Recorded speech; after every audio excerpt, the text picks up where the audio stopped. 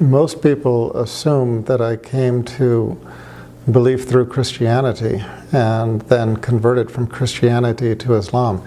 But actually that's not true at all. My parents were Quaker, so technically Protestant. But they raised my brother and myself both to think for ourselves, and they never indoctrinated us into the religion. So we basically followed the path of atheism. We were raised in a scientific household. My father was a very well-respected visual neurophysiologist, and he himself, although he called himself Quaker, he openly stated that he did not believe in God, and he espoused the typical atheist doctrine and beliefs. He used to tell us quite frankly that he just believed after death it was just blackness, nothing, that was the end. And that was okay with him. He used to explain our existence the way all atheists explain it, namely the Big Bang and evolution. And so that's what I was raised upon. And so throughout my schooling, up through college, medical school, and so on, we were raised to believe that that was the only thing that made sense. And yet at the same time, I was raised with a scientific mind. And one thing I've noticed is that when people come to faith, regardless of what faith they come to, they start to question a lot of things that they never questioned before. And this is exactly what happened to me. The whole process of coming to faith for atheists is hard to understand. And I think there's a very good reason for that. And that is that I have never in my entire life ever met anybody who came to my religion, who came to Islam, except that at some point in their life they prayed for guidance. Even if it was the atheist's prayer. Now the atheist's prayer is also known as the prayer of the skeptic. And the prayer is basically, "Oh God, if there is a God, save my soul, if I have a soul." So it's called the prayer of the skeptic for obvious reasons. But anybody who has heard my conversion story knows that this was integral to my pathway to becoming a believer in the existence of a creator. I won't say a specific religion, just the existence of a creator. It was through my path of discovery that I studied Judaism, Christianity, Islam, as well as a great deal of other religions, and ended up converting to Islam. And that prayer was integral. And anybody who knows my conversion story knows that I was praying for my daughter, who had been diagnosed with a life-threatening condition. And that's just exactly what I prayed. I prayed, "Oh God, if you are there." Just like the prayer of the skeptic. I made a deal. I don't know if you're there or not, but if you are, I need help. And I promised, if you save my daughter's life and guide me to the religion that is most pleasing to you, I will follow. Now, the point is that I don't know, and I've never met any convert to Islam, except that in some shape or form, they have prayed that prayer or something very similar to it, where they reached out to their Creator, whether they already believed in Him or not, and asked for guidance, and asked, "Oh God, guide me." And this, of course, is the one thing that atheists never do until they're taking that first step on the pathway of discovery. So one thing I like to point out is that if you're having a discussion with an atheist, it's going to go nowhere if you have a believer on one side and an atheist who has never prayed for guidance on the other. It's just like, a person being lost in a city trying to find their destination. Just imagine that you're lost in a city and you don't have your cell phone, you don't have GPS, you don't have a map. If you don't ask for directions, how do you expect to get guidance? If you're in a classroom and you don't ask the questions, how do you expect your professor to answer them, et cetera, et cetera?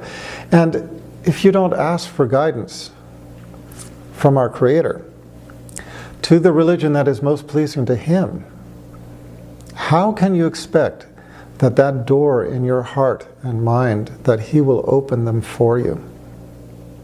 Because we cannot open that door ourselves.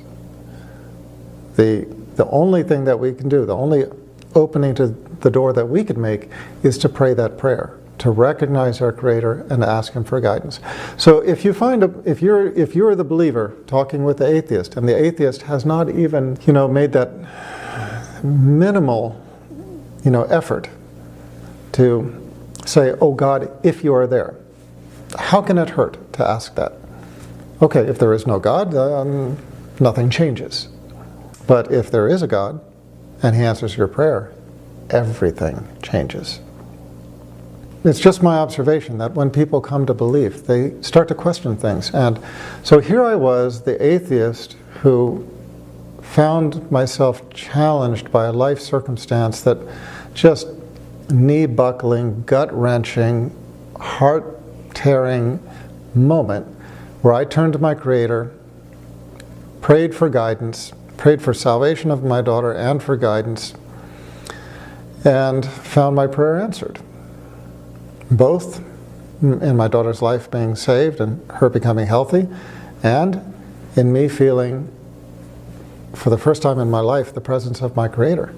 And so that was a real difficulty for a person who had previously explained everything by the Big Bang and evolution.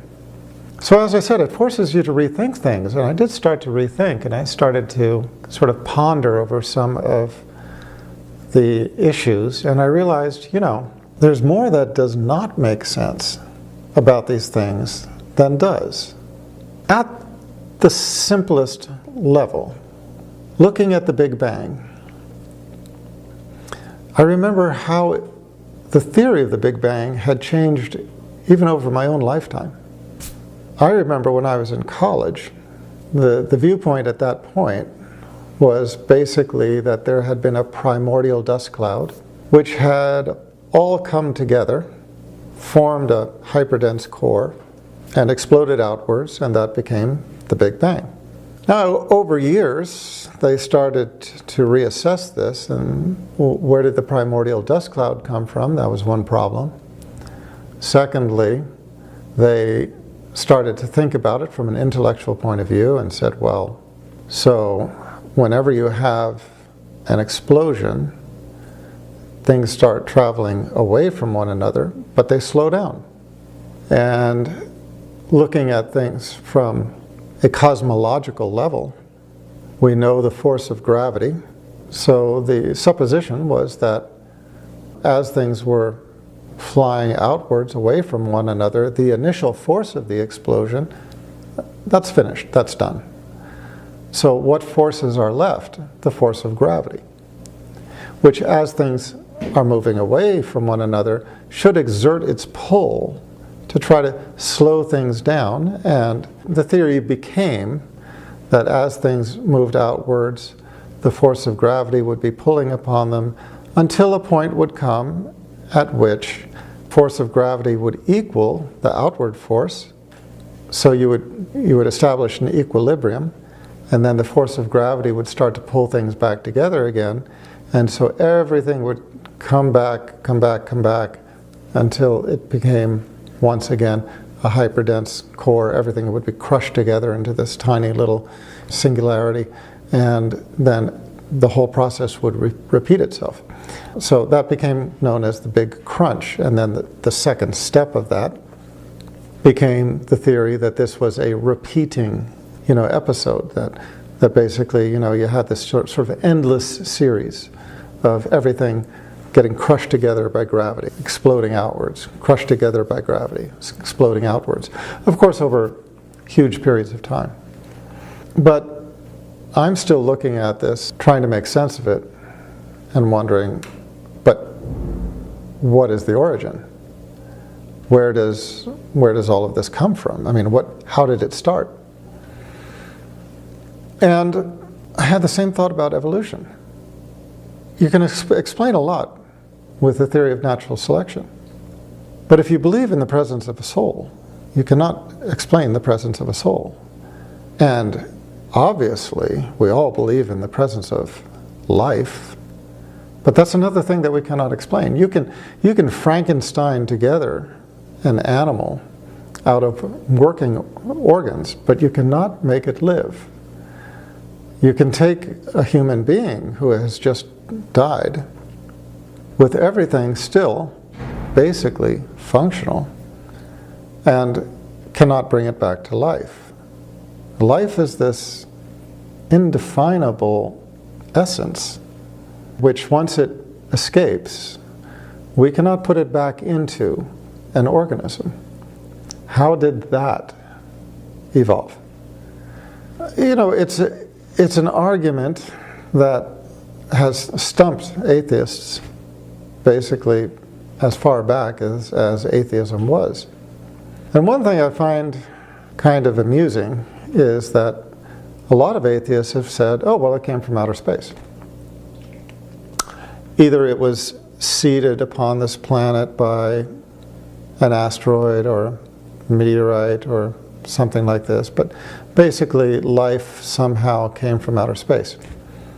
It reminds me of something that, you know, a joke that was told when I was in college. When I was in college, they told this joke about how a professor goes and gives this lecture about the universe, and at the end of the lecture, this old lady stands up and says, "Oh, young man, you really don't know what you're talking about. Everybody knows that the Earth is just balanced on the back of a turtle, a giant turtle." And the scientist just sort of nods and sort of winks at the students. You know, we're going to make fun of this old lady, and says, "And what is the turtle standing on?" And she looks at him and says, "Oh, you're so stupid. It's turtles all the way down." And everybody laughs at her ignorance and at the superior knowledge of the professor, of course. But what I find interesting is that you have these professors now saying that life came from outer space. And where did they get it from? It doesn't answer where did life come from ultimately.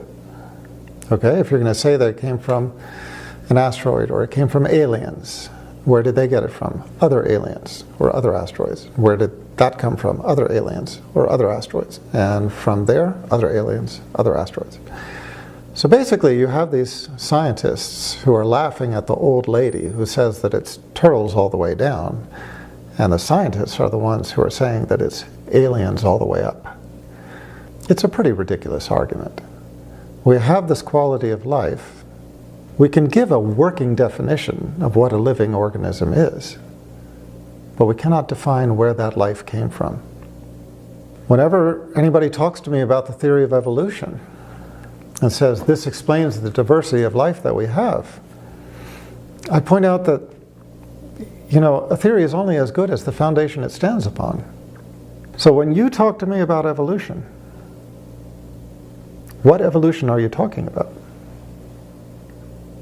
Biological evolution or chemical evolution? The vast majority of atheists, in my experience, when I ask them that question, they'll say, "Huh?" And I'll say, "Yeah. Are you talking about biological evolution or chemical evolution?" And they'll act like they know what I'm talking about, because of course they don't want to look stupid.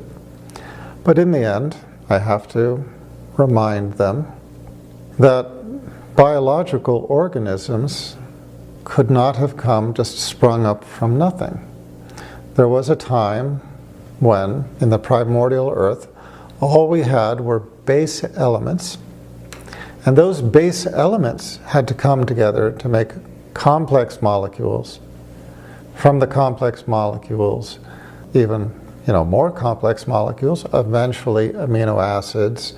Supposedly, the theory goes from amino acids to simple proteins, complex proteins, and these were the building blocks of life. That's chemical evolution. Nobody has ever explained how chemical evolution could have taken place. The original experiments by Stanley Miller, now known as the Miller-Urey experiments, have basically been disproven at this point.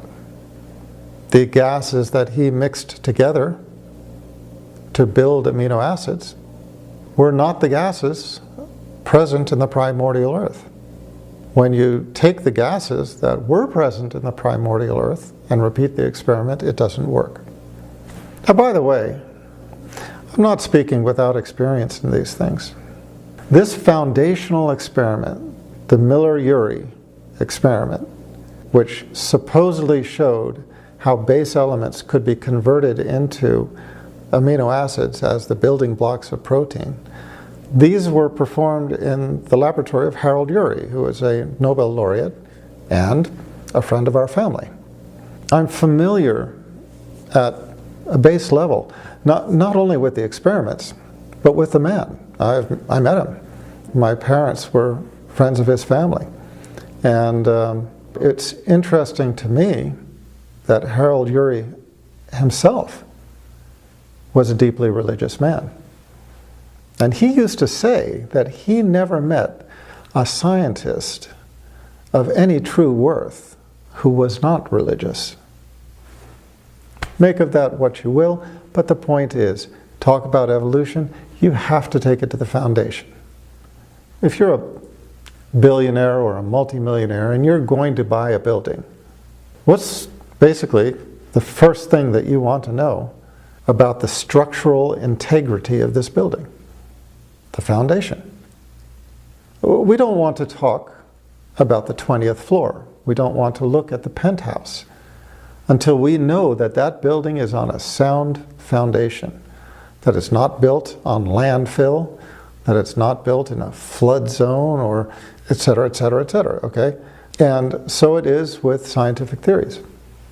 Returning to the Big Bang, one thing I want to say is, there's a lot that I want to say, and that will come out in future episodes. But one thing I want to say is that the confounding question of where it all came from is the foundation. That's the foundational issue.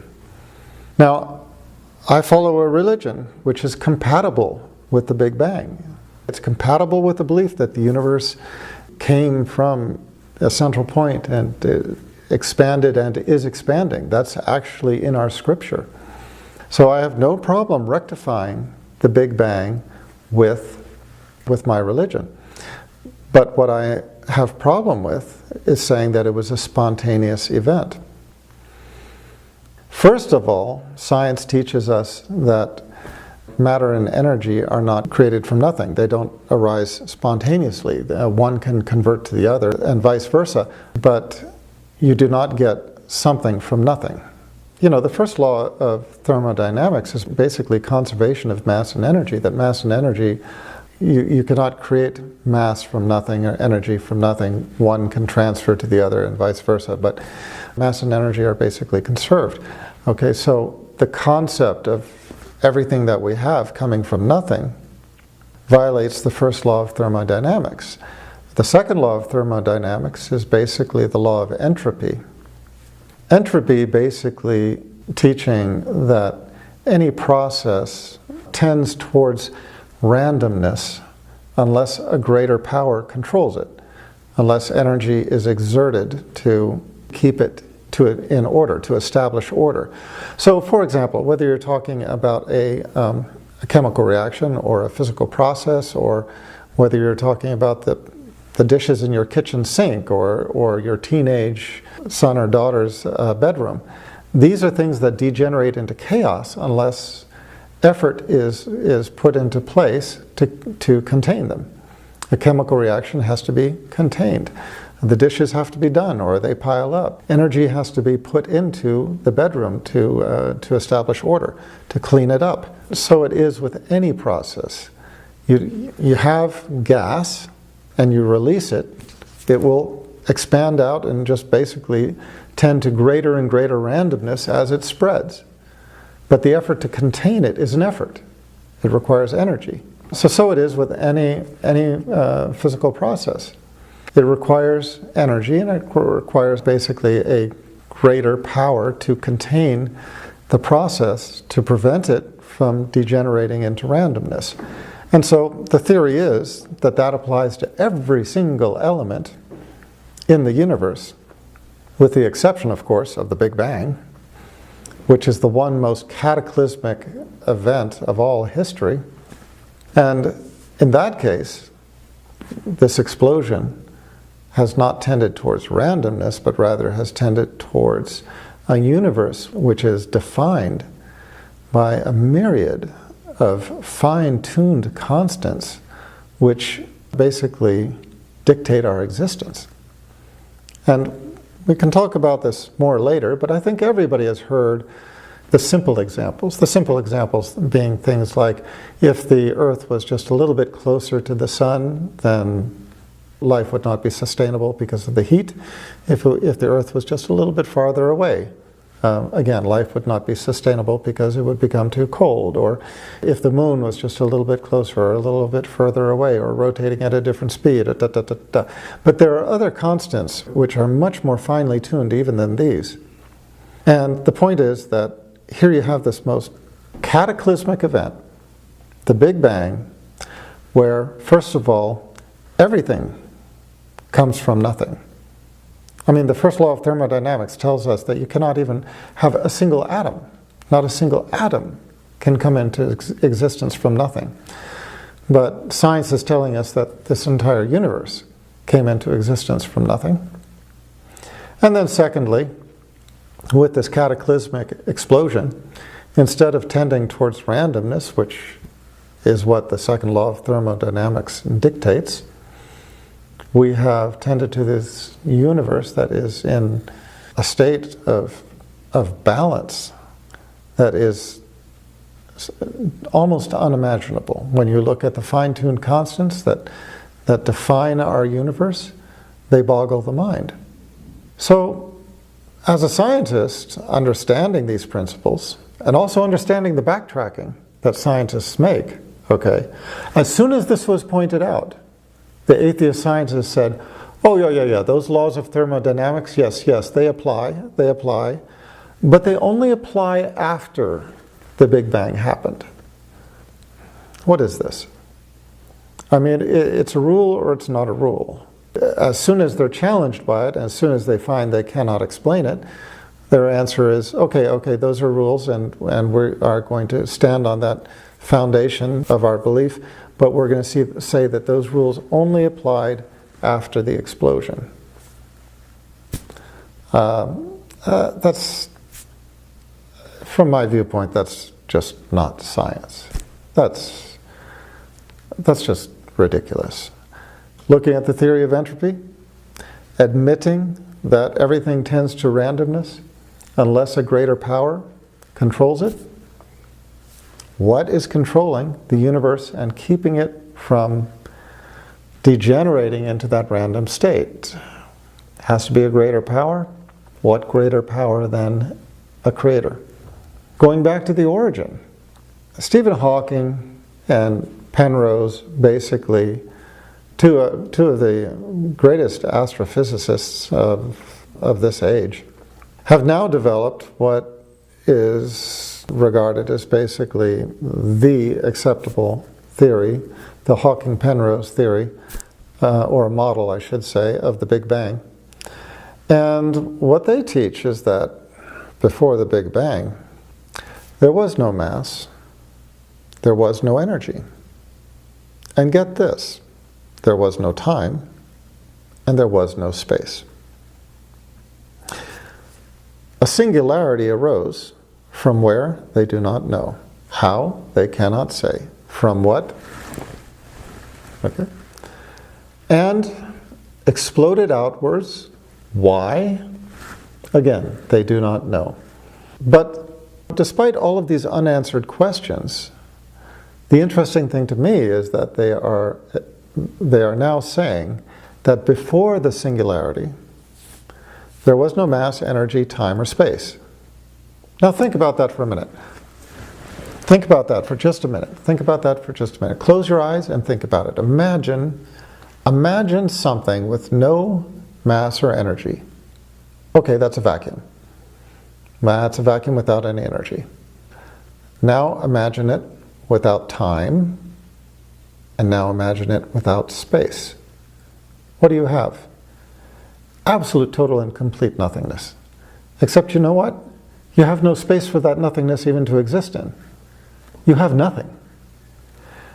By this theory, scientists have painted themselves into a corner because they do not leave room for anything to exist before the Big Bang other than a transcendent creator. They have not left a space for things to develop in. They have not left a time frame for it to happen over. And they have not left the mass or energy that became all of this mass and energy. They've left a total and complete nothingness within a nothingness, which means that there could basically be nothing to have preceded the Big Bang other than a transcendent creator of the Big Bang. One thing I find really amusing, listening to the talks by so many of the prominent atheists, and I don't want to name names, I'm just going to say, it's become a catchphrase to say, atheists, we go one God further. And, you know, the first time I heard it, I just kind of said, what? And I said, yeah, we go one God further. I had to look it up to see what on earth these people were talking about. And they said, okay, well, you know, the Hindus have these gods, and they say all those other gods are false gods. The Buddhists have this view of God, and they say, okay, those gods over there of the other religions, those are false gods. And the Jews and the Christians and the Muslims and the this and the that and so on. Everybody disavowing everybody else's gods, okay? And the atheists say, we go one God further, basically disavowing the one true God. There's a problem with this reasoning. There are lots of problems with this reasoning, but number one is that every religion in the world, whether they're monotheistic or polytheistic, every religion in the world has one feature in common, and that is that they believe in a creator of the world. Now, that one creator of the world might be, in a polytheistic religion, the big God, so to speak, or it might be one God that is in a mix of gods. But they do believe, everybody believes, every religion believes in one creator of the world. That is the one true God. So Jews believe in the monotheistic God, so do Christians, although they have this Trinitarian formula, so do Muslims, of course, and actually every religion in the world believes in a God, a creator of the world. But, you know, the bigger problem to me is that you find atheists criticizing the religious community as if they are unthinking or foolish. They're saying, oh, ha, you know, you believe in this one thing that nobody can explain. So tell me this, who made such and such? And the religious person says, God. Who made such and such? And the religious person says, God. And then they say, and who made God? Ha. I gotcha. You know, this is their attitude. And the religious person says, God is transcendent, always was and always will be. We have a certain view of God, that He is all-powerful, all-knowing, and that He was there before us, will be there after us, and that He's eternal, one, absolute and eternal. So we have a view of His qualities and His existence, although we do not understand it completely. We have the concept that He's one, eternal, absolute, that He does not beget, is not begotten, and there is none like unto Him. We can recite the views of our religion, but that one question, who made this God, who made that God, who made God, we cannot answer better than what I've just said. But I have a question in reverse. And that is that atheists have a God of sorts. Their God is basically science. Or maybe you could say their own intellect. If you're defining a God as the thing that they worship their minds. They worship the icons of their atheism, the main speakers, the main proponents. These are held as, in a religion, they would be regarded as saints. And the atheists hold them in high esteem in the same way a religion might hold those parallel figures as saints. But in the end, what they ultimately worship is they ultimately worship their own intellect or science. So, let me just point something out. I believe in a God who's the creator of the universe. Can I explain where that God came from? I won't say more than what I've already said. But what I can say is this. Believing in an all-knowing, all-powerful God explains every other question you can ask me. Believing in that one thing can explain where all creation came from. And it can answer every question within creation, because God is all-powerful.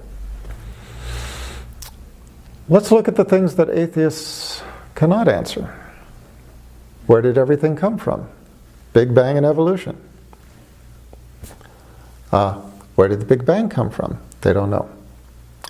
The singularity arose without time, without space, without mass, without energy. How did that happen? Don't know. What were the formative elements that brought the singularity into existence? Don't know. What were the forces that made it draw into a hyperdense core? Can't say. What were the forces that, after drawing it into a hyperdense core, reversed, and instead of compacting it, made it explode and expand? Can't say. Where did all the mass and energy, where the first law of thermodynamics tells us, by the conservation of mass and energy, where did that come from, breaking your own rule of the first law of thermodynamics? Don't know.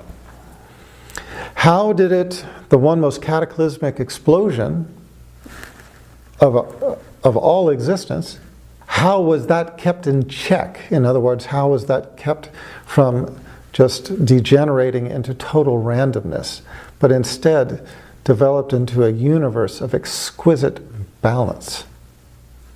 Can't say. Who begins to look like more of a fool?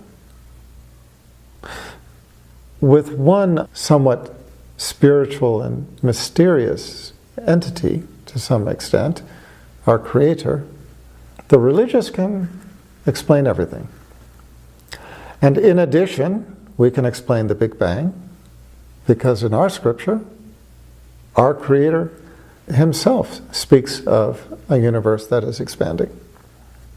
So we can actually answer, using scripture, we can actually answer the questions the scientists cannot. From that one belief, we can explain everything. From the atheists, basically one belief that there is no God, they can almost explain nothing. Like I said, who starts to look more foolish? If you are going to look at things from an intellectual point of view, the satisfaction of intellect is being able to explain things. And that is what, at this point, the scientific atheists are failing at doing. I mean, this is what they're failing at. So, people ask me many times, how I became religious. And this is part of the answer. And hopefully, over time, and with a series of these talks, I will expand upon this. And this is just the beginning. I hope all of you have found something of worth in this talk, and will stay tuned for future talks. So don't forget to click on subscribe, And we'll send you further vignettes in this series.